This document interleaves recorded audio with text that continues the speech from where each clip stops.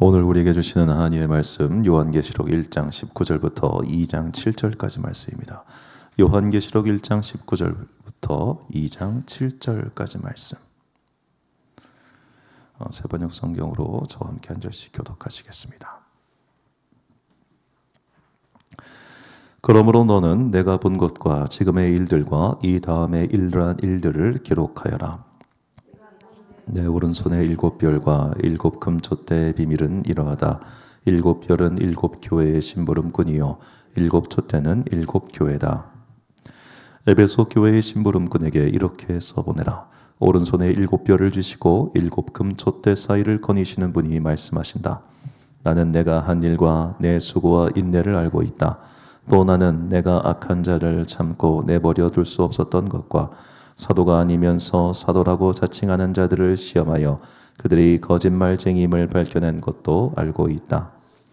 너는 참고 내 이름을 위하여 고난을 견디어냈으며 낙심한 적이 없다. 그러나 너에게 나무랄 것이 있다. 그것은 내가 처음 사랑을 버린 것이다. 그러므로 내가 어디에서 떨어졌는지를 생각해내서 회개하고 처음에 하던 일을 하여라. 내가 그렇게 하지 않고 회개하지 않으면 내가 가서 내 촛대를 그 자리에서 옮기겠다. 일이 있다. 너는 니고달라당이 하는 일을 미워한다. 나도 그것을 미워한다. 7절 같이 있습니다. 귀가 있는 사람은 성령이 교회들에게 하시는 말씀을 들어라. 이기는 사람에게는 내가 하나님의 낙원에 있는 생명나무의 열매를 주어서 먹게 하겠다. 아멘. 하나님과 살아가는 기도라는 제목으로 하나님의 말씀 선포하겠습니다. 오늘 우리가 읽은 본문을 쓴 사람은 사도 요한입니다. 이 사도 요한과 관련해서는 매우 흉흉한 소문이 따라다녔습니다. 그것은 사도 요한이 죽지 않을 것이다 라는 예수님의 계시를 받았다는 소문이었습니다. 요한복음 이제 마지막 장에 보면은 베드로가 묻지요. 이 자는 어떻게 되겠습니까? 그러니까 예수님의 제자들 가운데서도 핵심 인물이 베드로와 세베대의 두 아들이었던 야고보와 요한 이 세 명, 삼도마차였단 말이에요. 그런데 이 세베대의 아들 야고보는 사도들 중에서 가장 먼저 순교했기 때문에 사실 어떻게 보면 제자를 키운다거나 그러지 못하고 빨리 가셨고, 그리고 요한과 베드로 이 두 사람이 사실 초대교회 굉장히 중요한 리더였습니다. 그래서 이제 베드로는 일찍부터 이 요한에게 약간 좀 경쟁 의식 같은 걸 느끼고 있어요. 그게 요한복음에 굉장히 잘 나오는데, 그래서 자기는 이제 어떻게 그가 죽을지 예수님께 다 말씀해 주셨잖아요. 그러고 나니까 주여 얘는 어떻게 되겠사옵나이까 물어본다는 거예요. 자, 그래서 예수님께서 내가 다시 올 때까지 이곳에 남겨둔다 할지라도 그게 너와 무슨 상관이냐, 너는 네가 갈 길 가라 라고 하십니다. 이게 와전돼 가지고 예수님께서 다시 오실 때까지 그가 죽지 않겠다라는 말이 퍼졌더라, 이렇게 성경에 나오죠. 그런 말이 퍼질 정도로 요한은 오래 살았습니다. 그의 모든 동료들이 하늘나라로 갈 때까지, 그러니까 다 순교했거든요. 다 순교했는데 요한만 살아남았습니다. 그리고 그는 100세 정도를 살았다고 그렇게 전해지죠. 그러다 보니까 이제 사람들 사이에서 이 말씀의 주인공이 바로 사도 요한이 아닌가라는 말이 있었습니다. 마태복음 16장 28절, 마가복음 9장 1절, 누가복음 9장 27절, 그냥 노란색 분 똑같은 거니까 제가 하나만 읽겠습니다. 여기 서 있는 사람 중에 죽기 전에 인자가 그 왕관을 가지고 오는 것을 볼 자들도 있느니라. 자, 죽기 전에 예수님의 재림을 볼 자들도 있을 것이다 라고 예수님께서 말씀하신 것으로 사람들은 듣고 기록을 해놨습니다. 자, 이 복음서가 기록됐던 시기가 대략 기원 후 40년경부터 60년경 이 사이이기 때문에 다 사도 요한이 살아있을 때였어요. 그리고 실질적으로 사도들이 대략 이제 네로 왕제 치하였던 기원 후 60년대에 대부분 다 순교를 합니다. 순교를 했거나 어디 떠나 있거나 그냥 요한만 남아있는 상태였어요. 그러니까 다들 당신은 죽지 않을 것 같아요. 당신은 왠지 예수님 오실 때까지 살아계실 것 같아요. 그런 말을 들었던 겁니다. 자, 어떻게 보면 좋은 말이죠. 오래 살 것 같아요, 권사님. 장로님 너무 오래 사실 것 같아. 진짜 백수는 거뜬히 하실 것 같아요. 이런 것과 약간 비슷하게 들릴 겁니다. 여러분, 오래 사는 게 좋은 겁니까? 오래 사는 게 좋은 사람은 딱 한 명입니다. 돈 많은 사람. 여러분, 돈 없이 오래 살면 비참해요. 진짜예요. 돈 없이 오래 살면 삶이 괴로워요. 물론 우리나라는 너무 좋은 나라예요. 진짜 우리나라는 혼자 사는 그 독거노인 할아버지들한테 너무 좋은 나라예요. 다 해줘. 다 해줘. 요새 알뜰폰 한 달에 얼마인 줄 아세요? 요금제 최저가 1,900원. SK 모빙, 세븐모바일 월 50메가 쓸 수 있는 거 1,900원, 1,900원. 그렇게 싸요. 돈 들어갈 게 없어. 복지관에서 다 해주고 뭐 해주고. 그런데 내가 좋은 삶을 여기기 위해서는 돈이 필요하잖아요. 어떻게 사람이 맨날 집에만 있다가 복지관 갔다가 집에만 있다 복지관 갔다가 어떻게 그렇게 살아요. 사람도 좀 만나고 가끔씩 외식도 하려면 나에게 돈이 있어야 되잖아요. 자, 사도 요한은 오래 살았어요. 그런데 그 오래 산 삶이 기쁜 삶이 아니었어요. 왜? 동료들은 다 순교했어요. 자신과 자신의 형제 야고보도 이미 죽었어요. 자기와 함께 했던 동료들이 다 순교하고 나만 지금 남아있는 거예요. 그럼 왜 사도 요한은 남아있었을까요? 바로 예수님의 어머니 마리아 때문이었습니다. 요한복음 19장 26절과 27절 말씀 보면 예수께서 자기의 어머니와 사랑하시는 제자, 저게 사도 요한입니다. 곁에 서 있는 것을 보시고 자기 어머니께 말씀하시되 여자여 보소서 아들이니이다 하시고 또 그 제자에게 이르시되 보라 내 어머니라 하신대 그때부터 그 제자가 자기 집에 모시니라. 아멘. 마리아는 몇 살까지 살았을까요?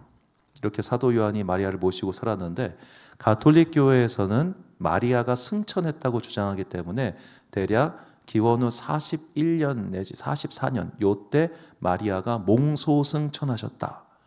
그의 육신을 가지고 하늘로 올라가셨다. 그렇게 가르치십니다. 그 성모 마리아에 대한 사대 교리가 있거든요. 뭐 무염 시태다 뭐다 하든 이게 있는데 진짜 우리한테 쓸모없는 거고. 그런데 어떤 교회 전승에 따르면 이 마리아가 80살이 넘게 살았다는 또 증언도 있어요. 만약에 마리아가 80이 넘게 살았다면 대략 언제까지 살았던 얘기냐면 이 예루살렘이 로마군에 의해 멸망한 게 기원 후 70년입니다. 굉장히 중요한 연도인데 이 기원 후 70년 직전에 그녀가 이제 주님의 하늘로 부르심을 받았다, 죽었다. 그렇게 이야기를 합니다. 그러면 이미 사도 요한도 나이가 사도 요한 아마 예수님보다 조금 어렸을 것 같거든요. 그러면 그가 이미 60대 후반이에요. 동료들은 이미 다 순교했어요. 자기는 60대 후반이 됐어요. 그는 순교의 시기를 놓쳤어요. 그렇게 세월이 흘렀습니다. 그리고 이제 그가 정말로 죽을 때가 된 90살 무렵에 그때 밤모섬에 유배를 가게 됩니다. 밤모섬은 지금 이제 그리스 남쪽에 있고 터키 왼쪽에 있는 작은 바위섬이에요. 그 바위섬에 90세 노인이 약 1년 반 정도 유배를 떠나게 되었습니다. 자, 그가 유배를 떠나왔을 때 그 당시 이 초대교회라고 하죠. 초대교회 상황이 어땠을까요? 우리가 사도행전에서 알고 있는 교회들은 다 없어졌습니다. 이때금에. 왜냐하면 로마군이 쳐들어와서 예루살렘은 때려 부숴버리거든요. 그 통곡의 병이라는 그거 하나만 남기고 싹 다 없애버린 게 기원 후 70년이었고 지금 사도 요한이 밤모섬에 끌려가가지고 요한계시록의 계시를 받았을 때는 기원 후 90년대입니다. 그러니까 이미 사도행전에 기록되어 있는 사람들은 다 죽었어요. 혹은 다 사라졌어요. 교회도 조직도 없어진 상태였습니다. 그렇게 중요한 어찌 보면 교회의 모체가 되는 예루살렘 초대교회가 사라지고 사도들이 모두 순교하고 이제 그 사도들의 제자들, 속사도라고 하는데 이 사람들이 본격적으로 활동하던 때였단 말입니다. 예수님을 직접 본 사람은 자기밖에 안 남은 거예요. 뭔가 불안하지 않았겠습니까? 저것들한테 어떻게 교회를 맡기지? 그런 불안감. 동시에 사도 요한이 본격적으로 어떻게 보면 이제 은퇴할 그의 말년에 뭐가 등장하기 시작하냐면 본격적으로 이단이 창궐하기 시작합니다. 그래서 사도 요한의 서신에 보면 이단, 곧 적그리스도 이야기가 나오기 시작하죠. 요한일서 2장 18절과 요한일서 1장 7절을 보면 지금은 많은 적그리스도가 일어났으니 미혹하는 자가 세상에 많이 나왔으니 적그리스도라. 자, 이렇게 교회가 밖으로는 로마 제국의 압박, 안으로는 이단 사이비가 조금씩 등장해가지고 믿고 있는 자들 현혹하고 있는 때에 교회의 지도자들은 다 숨졌고 자기 동료들은 다 죽었고 나는 늙었고 그리고 끌려왔고, 이게 지금 사도 요한이 반모섬에 처한 상황이라는 겁니다. 자, 이 상황 정리하면 동료들 다 순교하고 교회는 예수님의 재림이 지연돼서 사람들 흔들리고 있고 외부의 박해는 심해지고 이단은 발흥하고, 자, 이런 여러 가지 어려운 상황이 작금에 우리의 상황과 되게 비슷하다는 생각이 들었습니다. 자, 성도들 한 사람 한 사람이 믿음으로 무장돼 가지고 열심히 주의를 위해서 싸우겠다라고 하는 결기가 찬 그런 게 아니라 내 삶이 너무 힘드니까 자기 삶 하나 건사하기가 고롱고롱한 게 지금 우리네 현실이란 말이죠.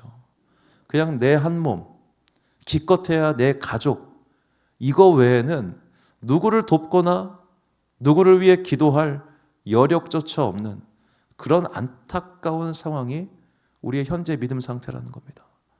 그러다 보니까 조그만 환란이 다가면 깨꼬락, 조그만 어려움이 되면 철푸덕 하고 넘어가져가지고 나 못해, 나 안 해, 나 관둘래 라고 그렇게 축 처져 있는 상태.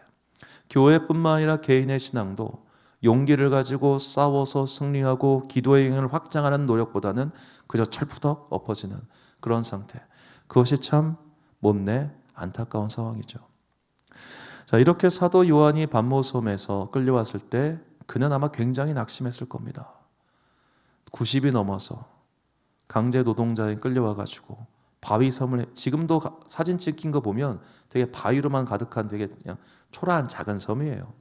갇혀가지고 어려운 환경만 처해 있을 때 그때 바로 하나님께서 그에게 계시의 말씀을 주십니다. 요한계시록 1장 1절과 9절 말씀 보면 예수 그리스도의 계시라. 이는 하나님이 그에게 주사 반드시 속히 일어날 일들을 그 종들에게 보이시려고 그의 천사를 그 종 요한에게 보내어 알게 하신 것이라. 나 요한은 너희 형제요 예수의 환난과 나라와 참음에 동참하는 자라. 하나님의 말씀과 예수를 증언하였으므로 말미암아 반모라 하는 섬에 있었더니, 절망 중에 낙심 중에 있었을 법한 사도 요한에게 하나님께서 계시의 말씀, 앞으로 무슨 일이 일어날 것인지를 그에게 환상으로 보여주셨습니다. 자, 사도 바울도 환상 중에 천국을 봤습니다. 다니엘과 에스겔도 환상 중에 마지막 때를 봤습니다. 그러나 이 모든 것을 보고 기록에 남긴 사람은 사도 요한밖에 없습니다. 저는 그렇기 때문에 아까 우리가 처음에 읽었던 이 복음서에 이 하나님 나라의 영광을 올 것을 살아서 볼 자들도 있느니라, 이 말씀의 주인공이 사도 요한이라고 저는 그렇게 해석을 합니다. 그가 살아있는 중에 환상 가운데 봤기 때문에 그 본 것은 분명히 사실이죠. 자, 그렇게 하나님께서 사도 요한에게 이 소아시아 지역의 7교회에 보내는 편지를 쓰게 하셨습니다. 이 소아시아라고 오늘날 터키 지역인데 여기를 왜 소아시아라고 부르냐면 원래 페르시아를 아시아라고 불러요. 페르시아. 그러니까 오늘날 이란, 지금 열심히 전쟁 벌이고 있는 거기를 아시아라고 부릅니다. 이 아시아라는 말은 페르시아어로 아스, 태양이라는 데서 변형을 해서 아시아라고 부르기 시작했다. 그렇게 전해집니다. 이제 소아시아는 이제 페르시아보다 훨씬 서쪽에 있고 유럽과 맞닿아 있지만 작은 태양이 떠오르는 곳이다라고 해서 소아시아라고 저 동네를 불렀어요. 그러니까 철저하게 로마인들 시각에서 그렇게 부른 거죠. 여하튼 지금 오늘날 터키 이쪽 지역에 이 7개의 교회가 있었습니다. 아까 말씀드린 것처럼 이미 우리가 전통적으로 알고 있었던 안디옥 교회나 예루살렘 교회는 없어졌겠죠. 저 당시엔 이미 예루살렘 교회는 확실히 없어졌고 안디옥 교회도 거의 유명무실했을 겁니다. 그때 저 소아시아에 이제 7개 있는 교회들에게 편지를 보냈는데 그냥 단순히 저 7교회만 해당하는 게 아니라 7이라고 한 숫자는 좀 완전을 상징하기 때문에 결국 남아있는 모든 교회들에게 이 편지를 보내는 거예요. 자, 이 편지를 보낸 목적이 뭐였겠습니까? 사도 요한만 힘든 게 아니에요, 지금. 교회가 다 힘들어요.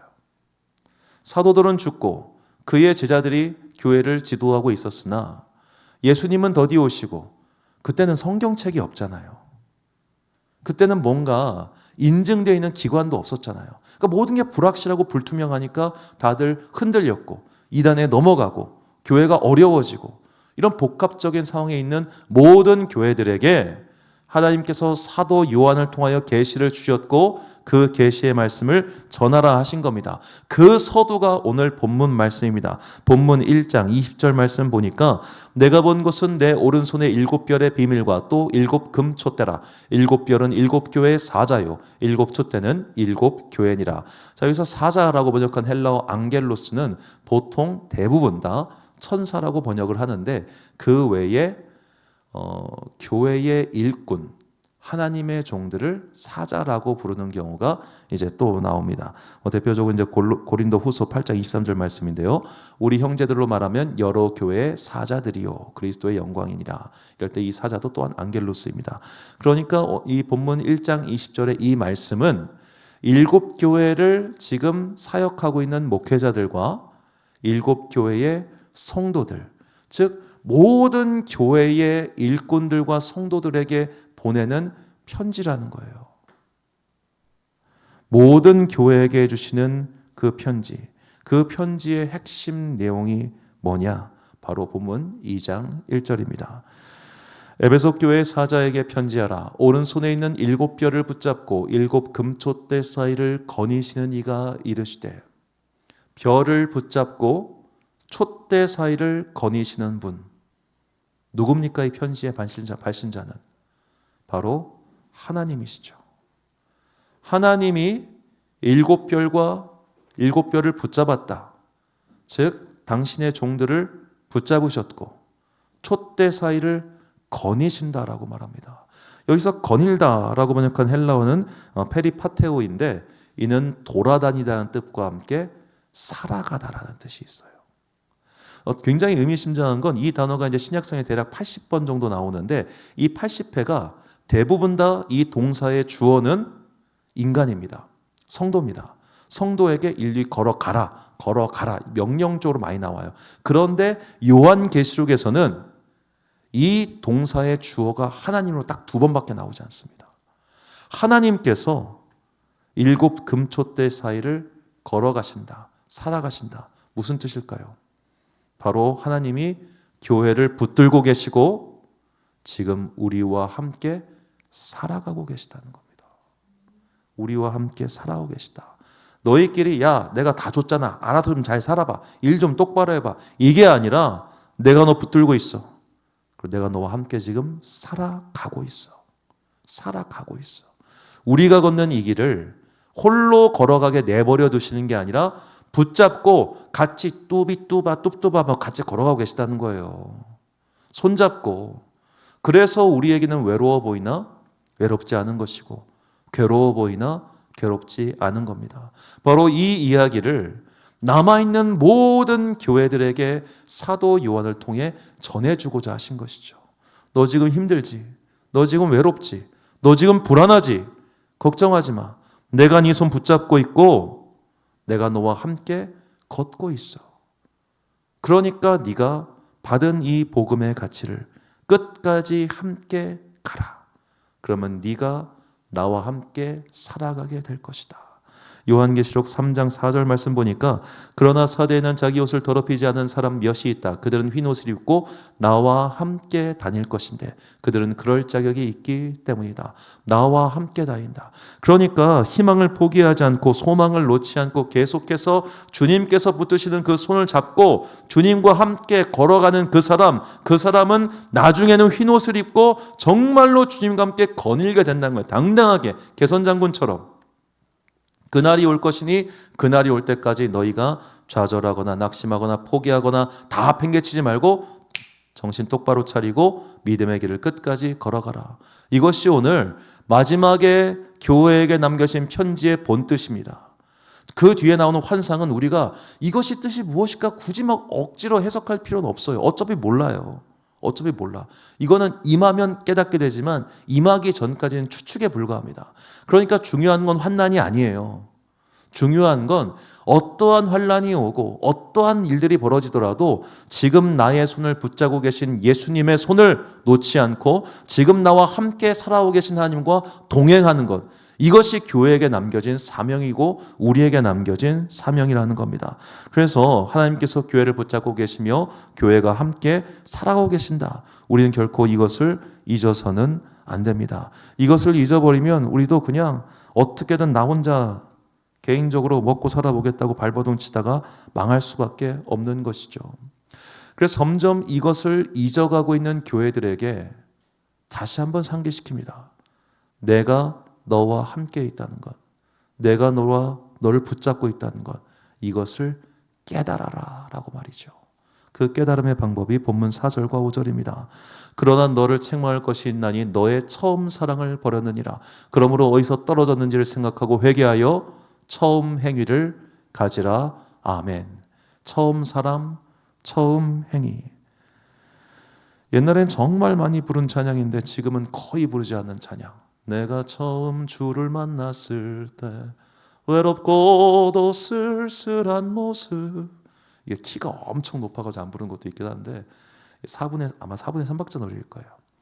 과거에는 이제 80년대, 70년대에는 이런 자기 고백 찬양이 되게 많았어요. 지금은 없어. 지금은 놀랍도록 이런 찬양이 안 나와요. 제가 왜 그럴까 생각을 해봤어요. 이게 조금 이제 전문적인 얘기를 하면은 이 호주와 미국 중심의 힐송이라고 하는데 힐송이 유행하면서 이런 고백 찬양들이 다 사라집니다. 회개, 고백 찬양. 힐송의 핵심 뭐예요? 힐링.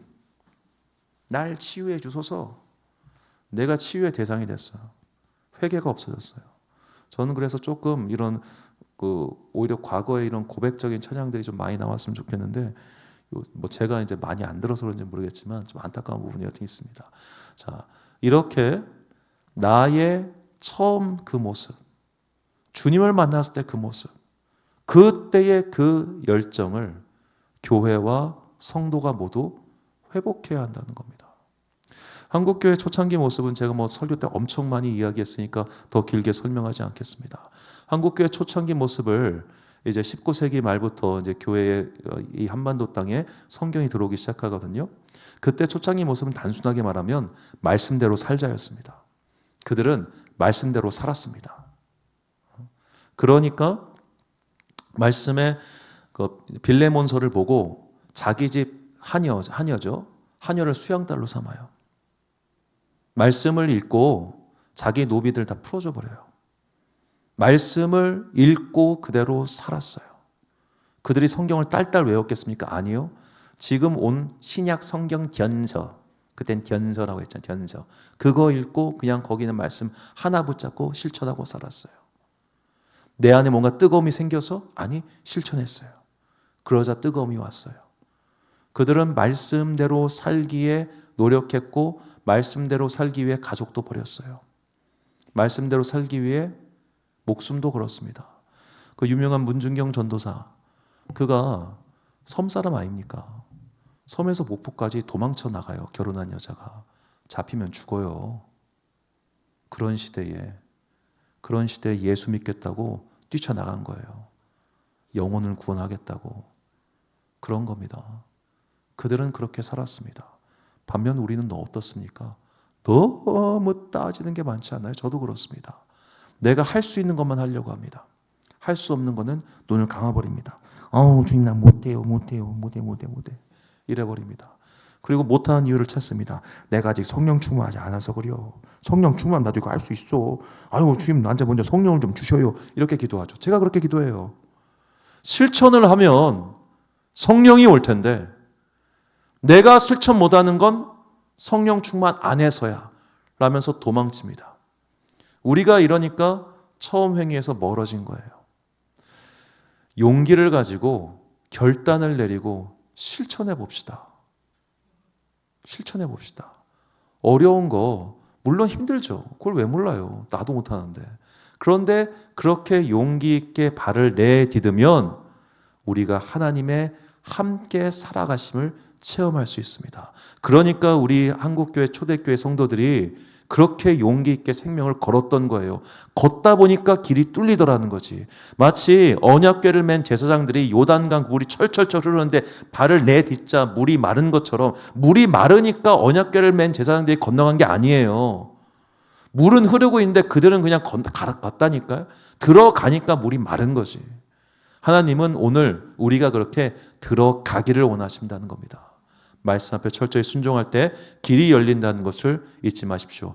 그래서 요한일서 사도 요한 말합니다. 요한일서 2장 1절 말씀 보니까 누구든지 그의 말씀을 지키는 자는 하나님의 사람이 참으로 그 속에서 온전하게 되었나니 이로써 우리가 그의 안에 있는 줄을 아노라. 그의 안에 산다고 하는 자는 그가 행하시는 대로 자기도 행할지니라. 아멘. 참으로 안타까운 것은 이제 뭐 교회도 유행을 타다 보니까 온갖 시대가 변하면 목회의 트렌드도 바뀝니다. 예전에 제가 이제 막 입학했을 때는 그때는 싸이월드가 되게 유행이었어요. 해보신 분들 계실 텐데, 그러니까 그때는 싸이월드 목회. 어떻게 하면 싸이월드로 성녀들과 소통하면서 싸이월드 목회할 것이냐. 그 애들 뭐죠 미니미 같은 거 만드는 거 있었잖아요. 그거 막 이렇게 뾰롱뾰롱 만들어가지고 니들이 뭘 알겠냐 싸이월드를. 그치 알 수가 없지. 그 전에 세이클럽이라는 것도 있었어. 하여튼 그런 거 하면서 이렇게 소통하고 막 그때 인터넷 하다 보니까 하이텔 라오누리 때는 워낙 느리니까 할 수 없었지만 싸이월드부터는 이제 조금 뭔가 쌍방향 소통이 가능해졌거든요. 그래서 뭐 싸이월드 목회하다가 그 다음에 나온 게 페이스북이었어요. 그러니까 또 앞으로의 목회는 페이스북이다 쫙 해. 그러다가 코로나 터지니까 앞으로 목회는 유튜브다 쫙 해. 지금은 뭘까요? 다들 AI예요. 그냥 AI. 저한테도 그냥 하루에도 몇 개씩 문자가 카톡이 오면서 AI 시대 목회의 방향성, AI 시대 뭐 설교 작성법, AI 시대 목회 행정법, 별별 게 다 와요. 저는 구독료가 아까워서 못 쓰고 있지만 뭐 PPT 만드는 거 정도 써볼까 생각하는 게 있긴 한데 여하튼 계속 바뀌어요. 앞으로 안 바뀔 것 같아요? 물론 필요하지 않다는 게 아니에요. 최근에 이제 서울의 한 대형 교회에서는 이 3D VR 안경을 쓰고 예배를 드리는 거를 이제 만들어 놨습니다. VR 안경을 쓰면은 이제 그 가상 현실 공간에서 그 교회에 이제 접속을 해가지고 거기서 현장에서 예배 드리는 것처럼 이렇게 쑥 볼 수 있게끔 해놨어요. 그게 왜 만들었냐면 제 친구가 만든 거예요. 환자, 병원에서 거동할 수 없는 환자들 예배 같이 드리라고 하면 3D로 딱 들면은 하니까 그게 의외로 엄청나게 뭐 비용이 많이 들린다고는 하진 않더라고. 근데 이제 기반 시설 갖춘 게 좀 비용이 들지만 자 그런 식으로 이제 기술이 바뀌면서 예배 형태, 교회 형태가 바뀌는 건 사실이고 그건 좀 필요하다고 생각해요. 자 그러면 만약에 제가 AI로 설교 쓰고 AI로 이거 만들면 여러분들 교회 다닐 거예요? 뭐 100% 확신하고 아무도 안 나올걸요? 제가 AI로 설교 쓰면 설교 본문 외우겠습니까? 못 외웁니다. 절대로. 그냥 제가 썼으니까 외워서 할 수 있는 거예요. 물론 AI로 쓰면 더 수준 높은 설교는 나오겠지. 하지만 저는 확신합니다. 살아있지가 않아요. 그런 설교는. 왜 바둑에 국수가 있겠습니까? 바둑 국수가. 알파고가 이미 다 이기는데 뭐하러 국수를 키우겠어요. 이게 사람의 손맛이라는 게 있는 거 아니겠어요? 손맛. 그냥 비유하면 이런 거예요. 그 한강 라면 기계 아시죠? 그걸로 라면 드셔보셨습니까? 걔만의 독특한 맛은 있어요. 그렇죠? 내 집에서 양은 냉면 끓이는 게 제일 맛있어. 난 그게 손맛이라고 생각해. AI 시대라고 해서 자꾸만 그렇게 트렌드 따라가는 게 좋냐? 저는 그렇게 생각하지 않습니다. 앞으로도 그렇게 생각하지 않을 것 같습니다. 그래서 우리가 자꾸만 세상을 따라가고 지금은 이런 게 유행이야. 저런 게 유행이니까 이거 해야 돼. 그게 아니라 처음에 우리가 무엇을 했던가? 내가 처음에 품었던 뜻과 그 믿음의 양태는 무엇인가? 이걸 꼭 잊지 마시고 그것으로 돌아가십시오. 말씀에 순종하는 삶으로 말입니다. 두 번째로 처음 행위란 바로 성실함입니다. 성실함. 자, 뭐 성실함에 대해서는 제가 자주 말씀을 드렸는데 전 세계에서 전기 자동차를 생산할 수 있는 나라는 3개밖에 없습니다. 자국 내에서 중국, 일본, 한국입니다. 나머지 나라는 못합니다.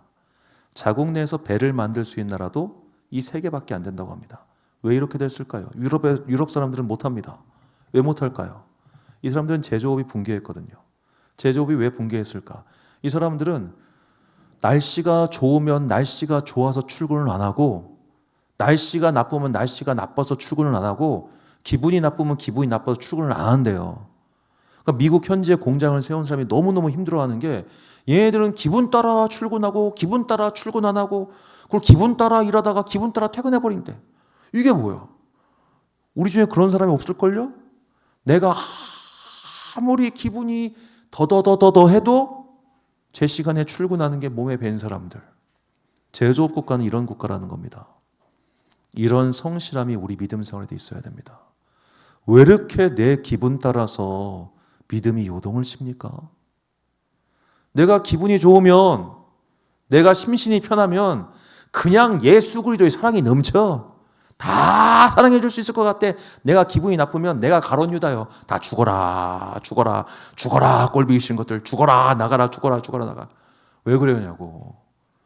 내 믿음에 따라가지고, 내 마음 따라서 이렇게 넓었다, 이렇게 좁아졌다, 이렇게 넓었다, 이렇게. 이러지 말고, 여러분 어떻게 믿음 생활하면서 맨날 기분 좋겠습니까? 어떻게 성도가 맨날 예쁘겠습니까? 물론 뭐 우리 애들은 예뻐. 난 우리 애들이 똥을 짜도 예쁠 것 같아.